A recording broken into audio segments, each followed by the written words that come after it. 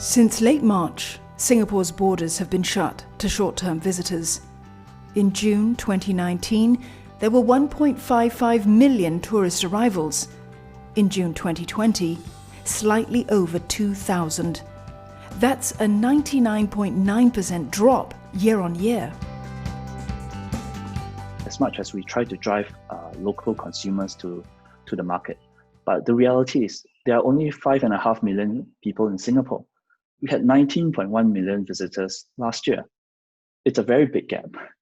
We are cognizant that it's not going to be able to cover the entirety of the revenue lost from international visitors. But what tourism businesses can do is then to think about new business models, new experiences and services. This is exactly the period that we need to innovate. The STB has been working with technology company Adobe to help businesses and attractions with this digital transformation. This includes providing them assistance to create virtual experiences and activities, and to use data analytics to create more personalized and bespoke experiences. We call it the One Singapore experience. So what this does is it combines user experience on one side, which is thinking about how to help a visitor discover new experiences that perhaps could be quite difficult to find if you're not familiar with Singapore. On the other side is actually collecting little chunks of data so that we can piece together and better customize the experience for that particular visitor. The smart thing is to take this data when people are engaging with that content and use it to understand what works, what doesn't work, and how you can improve delivering that content to the same people in a different way, or learn from the groups that form around particular content and amplifying that so that you get a better return from it. Good afternoon, everybody. Thank you for joining us here today, and hello from the wild side. One organisation that took this message to heart is Wildlife Reserves Singapore, which manages Jurong Bird Park, the Night Safari, River Safari and the Singapore Zoo. During the circuit breaker, they launched a customised virtual experience called Hello from the Wild Side.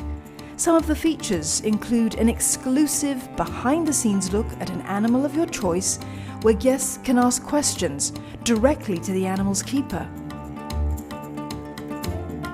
So when people call in, and the carekeeper of those animals would then be answering some questions, interacting, do a bit of a presentation, telling people about what the animals do, what they like, how they're taken care of, and then interacting with the visitors and allowing the animals to show some of their natural behaviors.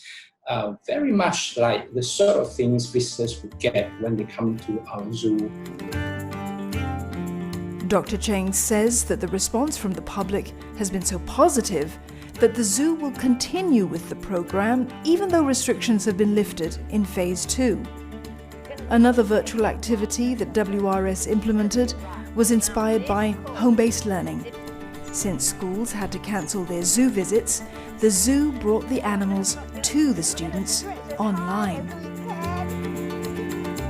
Imagine you are now a primary school student, you are sitting in your hall and you're looking at this big screen, and our educators will be telling them that, come, we're visiting the zoo, and then we'll be showing them a video of one of our exhibits, for example, fragile forest. They'll be encountering different animals. We're pointing out to them what animals they are. And the whole thing is very interactive, that, after seeing certain animals, we'll get the students to do certain movements, imitate the movements of the animals that we sing along. Dr. Cheng says WRS is now looking to run this school program in other countries like India or China, discovering a previously untapped market. Experts say one of the benefits of virtual tourism is to reach out to groups that would not otherwise have the opportunity to visit your country. The first group we see is actually the baby boomer group, who may actually find it difficult to physically visit these attractions because of old age or physical disability, for instance. The other group that we see is actually students, by probably providing a personalized itinerary for schools at a fraction of the cost that the schools would actually have to spend to physically bring the entire group of students there. Another company that innovated during the circuit breaker was Zouk. The nightclub is popular with locals and visitors alike. With night spots closed under circuit breaker measures, Zouk started live streaming their DJ's sets, something it calls cloud clubbing. We basically started live streaming people's in DJs' homes and stuff. And then we actually then continued that as well. And we actually made it more into a kind of a 360 lifestyle portfolio. So we actually had some segments where we're doing, interviews with some of our staff, interviews with DJs. We had like kind of fitness sessions, we had yoga sessions, we had cocktail making classes. And it was a really great way for us to kind of really go and engage our consumers. Stakeholders say it's too soon to tell if virtual visitors can make up the downturn in real revenue.